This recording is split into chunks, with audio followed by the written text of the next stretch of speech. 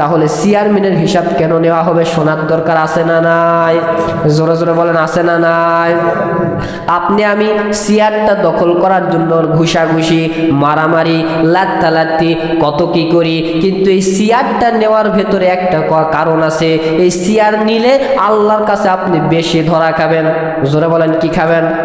বেশি ধরা খাবেন। কেমনে?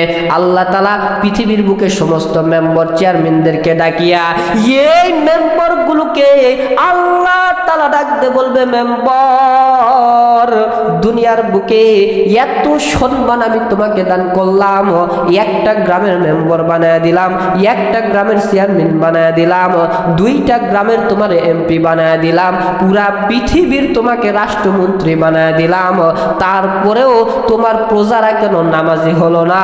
তাড়াতাড়ি আমাকে জবাব দাও। চিল্লা বলেন, দিবে কি দিবে? দিবে? জবাব দিতে পারবে না। হযরত ওমর কবরের ভেতরে চলে গেছে। 10 দিন পরে একজন আল্লাহর ওলির স্বপ্নে যায় চলে গেছেন হযরত ওমর। এবার আল্লাহর ওলি এই ওমরকে ডাকতে বলে, ওমর, তুমি তো মারা গেছো, অন্ধকার কবরে চলে গেছো, দুনিয়াতেই তো তুমি জান্নাতের সার্টিফিকেট পাইছিলা, তাহলে কবরে যাইয়া আল্লাহ কি তোমাকে কোনো কাজের ভেতরে ধরছিল নাকি? ওমর ডাকতে বলে, ভাই রে, আর বলিও না, বলিও না, 3টা প্রশ্নের উত্তর দিতে আমার সময় লাগে নাই, কিন্তু 4 নাম্বার প্রশ্নের উত্তর দিতে আমার 4 বছর সময় লেগেছে। জোরে বলেন, কয় বছর? 4 বছর সময় লেগেছে। এইবার আল্লাহর ওলি কয়, কি ব্যাপার, 4 বছর সময় কেমনে লাগলো? হযরত ওমর কয়, 1 নাম্বার প্রশ্ন যখন আমারে করেছে, ঠাস ঠাস করে উত্তর দিয়া দিছি, 2 নাম্বার প্রশ্নের উত্তর দিয়া দিছি, 3 নাম্বার প্রশ্নের উত্তর দিয়া দিছি, 4 নাম্বার প্রশ্ন যখন আমাকে করেছে যে দুনিয়ার বুকে তোমাকে রাষ্ট্রমন্ত্রী, দুনিয়ার বুকে প্রেসিডেন্ট বানায়া দিলাম, এই দুনিয়ার বুকে তোমার প্রজাদেরকে নামাজি কেন বানাইতে পারলা না? আমি ওমর এক এক এক এক করে করে হিসাব দিতে দিতে আমি ওমরের 4টা বছর সময় লেগেছে। সুবহানাল্লাহ বলেন। তাহলে বলেন তো, খালি আপনি আমি চেয়ার দখল করলেই হবে? চেয়ার দখল করতে হলে বুকের ভিতরে থাকতে হবে হিসাবের ভয়, কারণ মৃত্যুর পর আপনাকে এই চেয়ারের হিসাবটা দেওয়া লাগবে। যাই হোক, এটা আমার উদ্দেশ্য নয়। 2 নাম্বার পুরস্কার আল্লাহ তাআলা বলে দিলেন, দুনিয়ার বুকে ওই ব্যক্তিকে আল্লাহ তাআলা হাসুরের নিচে ছায়া, আরশের নিচে ছায়া দিবে, যেই সময় কোনো মানুষ কোনো জায়গায় ছায়া পাবে না, আমার আল্লাহ ওই ব্যক্তিকে আরশের নিচে ছায়া দিবে। সুবহানাল্লাহ বলেন। ওগো আল্লাহ গফুরুর রহিম, আমায় করিও পার, আমি পাপী গুনাহগার বান্দা দয়াল, আমি পাপী গুনাহগার বান্দা দয়াল, কেমনে হইব রে পার? ওহে আল্লাহ গফুরুর রহিম, আমায় করিও পার। জোরে বলেন মারহাবা। আমাদের ভেতরে অনেকেই চিন্তার ভেতরে আছে, হুজুর কেমবা গান গাওয়া শুরু করে দিছে। আরে ভাই, ইসলামিক গান যত বলবেন, যতক্ষণ সময় কাটাবেন, আল্লাহ আপনার আমল নামায় নফল ইবাদতের সওয়াব লিখিয়া দিবে। সুবহানাল্লাহ বলেন। আমরা তো এগুলো গান শুনি না, ফুইটা যায় ফাইটা যায়, তালি দেওয়ার কোনো জায়গা, এগুলো গান শুনি। ইসলামী গান শোনা যাবে, ইসলামী গান সর্বদাই শুনবেন, যতক্ষণ কানে ইসলামী গান লাগায় দিবেন, এই কানটা হাসরের ময়দানে আল্লাহরে বলবে, নামাজ পড়ুক আর না পড়ুক, আপনার কোরআন নিয়ে গান সর্বদাই শুনেছে।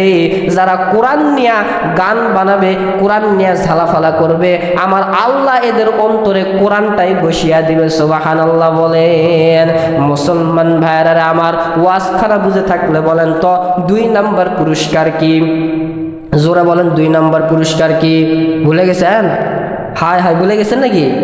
2 নাম্বার পুরস্কার, আরশের নিচে আল্লাহ ছায়া দিবে। 1 নাম্বার পুরস্কার মনে আছে? আল্লাহ তাআলা সর্বদাই আপনার আমার সাথেই থাকবে। 2 নাম্বার পুরস্কার, আরশের নিচে ছায়া দিবে। আর 3 নাম্বার পুরস্কার হচ্ছে, আল্লাহ তাআলা বলেন, ওই ব্যক্তিকে বিনা হিসাবে জান্নাত দিয়ে দেওয়া হবে। সুবহানাল্লাহ বলেন। আর জোরে জোরে বলেন না ভাই, সুবহানাল্লাহ।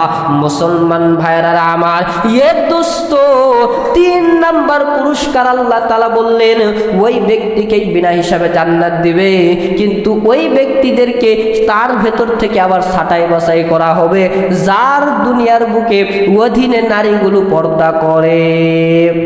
এর আগের জুমায় মনে বলছিলাম, দেখেন ওই জায়গাতেও বউকে পর্দা করার কথা বলেছে, স্ত্রীকে কন্যাদেরকে পর্দা করার কথা বলেছে, এখানেও আল্লাহ তাআলা ওই পুরুষকেই এর ভেতর থেকে ছাঁটাই বাছাই করে দিবে যাদের স্ত্রীগুলো পর্দার ভেতরে থাকে না।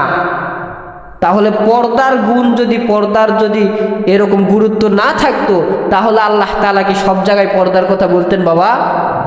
তাহলে পর্দার গুণ তো অবশ্যই আছে। এখন আপনারা চিন্তা, হুজুর খালি পর্দা পর্দা পর্দা পর্দা, এ তো আমি খালি পর্দা পর্দা করি নাই, আল্লাহ নিজেও খালি পর্দা পর্দা পর্দা পর্দা করছে। আল্লাহ রসুল হাদিস শরীফের ভেতরে বলেন, লা ইয়াদখুলুল জান্নাতা জাসাদুন গুযিয়া বিল হারাম, লা ইয়াদখুলুল জান্নাতা জাসাদুন গুযিয়া বিল হারাম।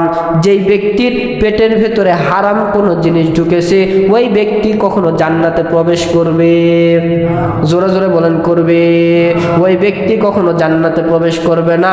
আদাইসু লা ইয়াদখুলুল জান্নাহ, যার অধীনে নারীগুলো থাকা সত্ত্বেও সে নারীদেরকে পর্দা করায় না, এই পুরুষদেরকেও আল্লাহ তাআলা জান্নাত দিবে। তাহলে কয় শ্রেণীর ব্যক্তি জাহান্নামে গেল? 2 শ্রেণী। 1 নাম্বার যে পেটের ভেতরে হারাম ভক্ষণ করেছে এই ব্যক্তি, 2 নাম্বার যে নিজের স্ত্রীদেরকে পর্দা করায় না এই ব্যক্তিগুলো, এরা বিনা হিসাবে জাহান্নামে চলে যাবে।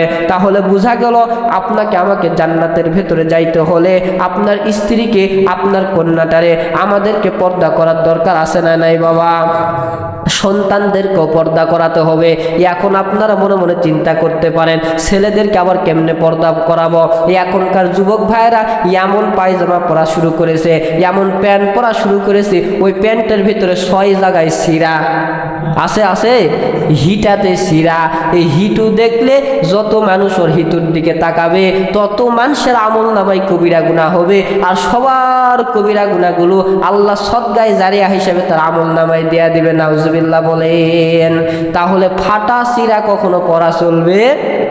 তাহলে বউকে পর্দা করা, স্ত্রীকে পর্দা করানো, কন্যাকে পর্দা করার পাশাপাশি নিজের ছেলেকেও পর্দা করার লাগবে না? এখন ছেলেদেরকেও পর্দা করা লাগবে। এই কাপড়গুলো থেকে আটকাতে হবে, কারণ ছেলেদের সতর হইতেছে নাভি থেকে এই হিটুর উপর, হিটুর নিচ পর্যন্ত, আর মেয়েদের এই গলা থেকে একবারে পায়ের পাতা পর্যন্ত। এটা হলো মেয়েদের, আর ছেলেদের হচ্ছে নাভি থেকে হিটুর নিচ পর্যন্ত। এতটুকের ভিতরে যদি কেউ খুলে রাখে, এর দিকে যত মানুষ তাকাবে তার আমল নামায় কবিরা গুনাহ তো হবেই, আবার যতগুলো মানুষ তাকালো এই সবার কবিরাগুলো যোগ করে আবার ওই ব্যক্তির আমল নামায় দিয়ে দিবে। তখন সে তো ইচ্ছা করে দেখাচ্ছে, আমি রাস্তা দিয়ে যাচ্ছি, আপনি খুলে রাখতেন, হঠাৎ করে চোখ পড়তেই পারে, আমারও তো কবিরা গুনাহ হলোই, বোনাস হিসাবে ওর আরও বেশি হয়ে গেল, কারণ যেহেতু খুলে রাখছে। তাহলে 3টি পুরস্কার আল্লাহ তাআলা, 5টি আমল করলে 3টি পুরস্কার দিবে। আজকে সময় নাই, 5টি আমল আল্লাহ তাআলা কোরআনুল কারীমের আয়াতেই বলে দিয়েছেন যে কোন 5টি আমল করলে এই 3টি পুরস্কার। 3টি পুরস্কার মনে আছে? 1 নাম্বার কি? 1 নাম্বার বলেন, আল্লাহ তাআলা সবসময় আপনার আমার সাথেই থাকবেন। 2 নাম্বার, আরশের নিচে মৃত্যুর পর যেই ভয়ঙ্কর অবস্থা, হায় হায়, রোদে কোনো মানুষ যেই জায়গায় থাকতে পারবে না, মাথার মগজগুলো টাস টাস করে ফেটে ফেটে যাবে, সেই সময় আল্লাহ তাআলা আরশের নিচে ছায়া দিবে। আর 3 নাম্বার পুরস্কার হচ্ছে আল্লাহ তাআলা বিনা হিসাবেই তাদেরকে জান্নাত দিবে। কিন্তু বিনা হিসাবে জান্নাত দেওয়ার ভিতরে আবার 2 দলকে বাছাই করে দিবে। 1 নম্বর যারা হারাম খাইছে, আর 2 নম্বর যাদের স্ত্রীদেরকে পর্দা করাই নাই। তাহলে এই 3টা মনে রাখবেন। আগামী সপ্তাহে 5টি আমলের কথা বলা হবে, যে কোন 5টি আমল করলে আল্লাহ তাআলা এই 3টি পুরস্কার দান করবে। আর আপনারা যদি আগেই শুনতে চান, সূরা মায়েদার 12 নম্বর আয়াত আল্লাহ তাআলা বলেন, ক্বালাল্লাহু ইন্নী মাআকুম লা ইন আকামতুমুস সালাতা ওয়া আতাইতুমুজ যাকাতা ওয়া আমানতুম বিরাসূলি ওয়া আযযারতুমুহুম ওয়া আকরাদতুমুল্লাহা করদান হাসানা। আল্লাহ তাআলা 5টি আমলের কথা বলেছেন এখানে। এই 5টি আমল করলেই যে 3টি পুরস্কারের কথা আপনাদেরকে বললাম, এই 3টি পুরস্কার আল্লাহ তাআলা দিয়ে দিবে। আমরা ইনশাআল্লাহ আগামী জুমায় যদি আল্লাহ তাআলা আমাদেরকে বাঁচিয়ে রাখে, আমরা 5টি আমল সম্পর্কে জানবো। আল্লাহ তাআলা আমাদের সবাইকে আমল করার তৌফিক দান করুক। সকলেই বলি আল্লাহুম্মা আমিন। আর জোরে জোরে বলি আল্লাহুম্মা আমিন। ওয়া আখির